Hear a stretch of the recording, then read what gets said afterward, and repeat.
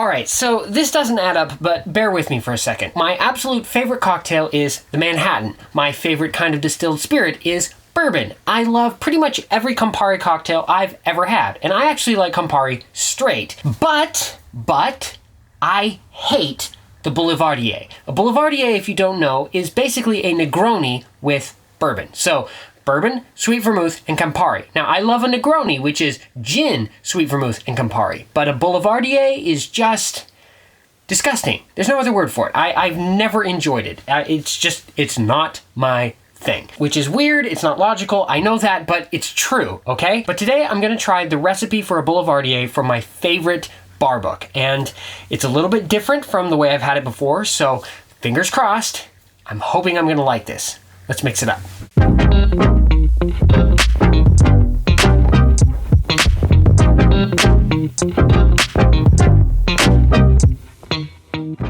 Today's recipe, The Left Hand, comes from Regarding Cocktails by Sasha Petraske, and really only differs from what would be considered standard Boulevardier specs these days by including what I've come to recognize as a bartender's secret weapon, bitters. Specifically, in this case, chocolate bitters. Now, I went to my local liquor store and had them special order for me Bitterman's chocolate bitters, called for in the book. When the bitters showed up, however, they were from the Australian Bitters Company, which kind of pissed me off, but I accepted the situation, went to a different store, bought the only bitters they had, also not Bitterman's, and here we are. C'est la vie. Start with 3 dashes of your bitters, 3/4 of an ounce of sweet vermouth, 3/4 of an ounce of Campari, and 1.5 ounces of bourbon.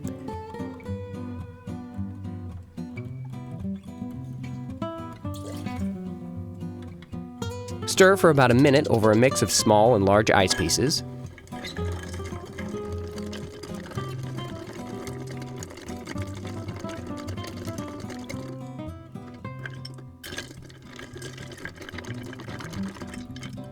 Strain into a chilled coupe.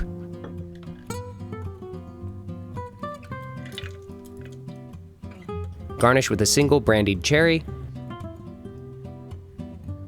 And that is the Left Hand.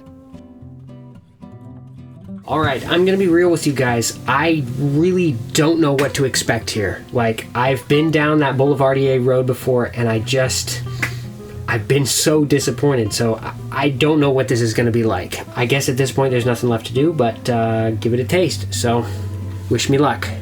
Cheers. Well, I like that.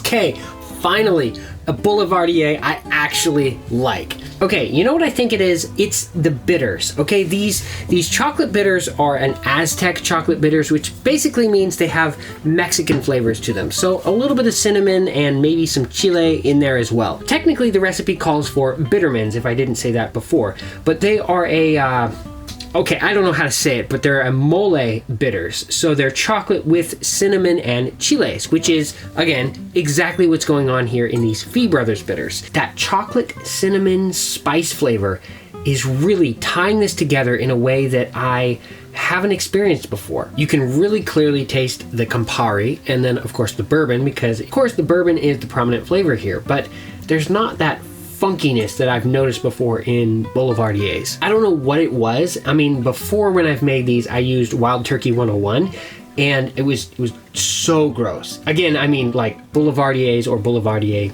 riffs, right? But then again, I also hate bourbon Manhattans, and I used Wild Turkey 101 the first time I tried a bourbon Manhattan, and it was nasty. But then I used it in my pour over coffee Manhattan video, and it was amazing. So I really think the key here is bitters. Obviously, that is not part of the Negroni spec. A Negroni, if you don't know, is equal parts gin, Campari, and sweet vermouth. So a Boulevardier ought to be the same thing, except you swap out the gin for bourbon. But I really think that adding some additional bitters to it really ties this together, because, you know, like when I did the pour over Manhattan, it already had bitters in it, but the extra bitterness from coffee brought it together for me, you know?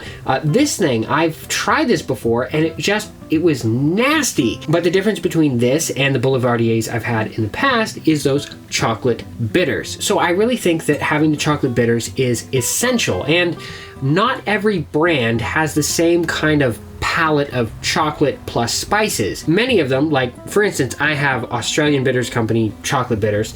They're more like a milk chocolate, like just chocolate flavor. You know, they're not chocolate plus spices, they're just chocolate, and not even like deep rich bitter chocolate. They're like a liquid Hershey's bar with some bitterness, and not even that much bitterness, to be perfectly fair. But man, the more I drink this is a freaking kick-ass cocktail. This is so good. I'm getting more of the malt from the bourbon on the back end, which, you know, this Evan Williams is not exactly a super malty bourbon in my opinion.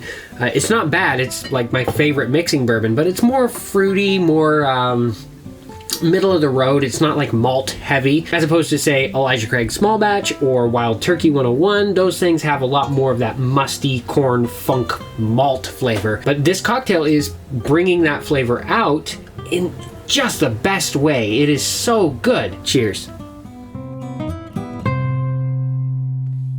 Now, I know you guys can't see it because of the cold glass, but isn't that pretty?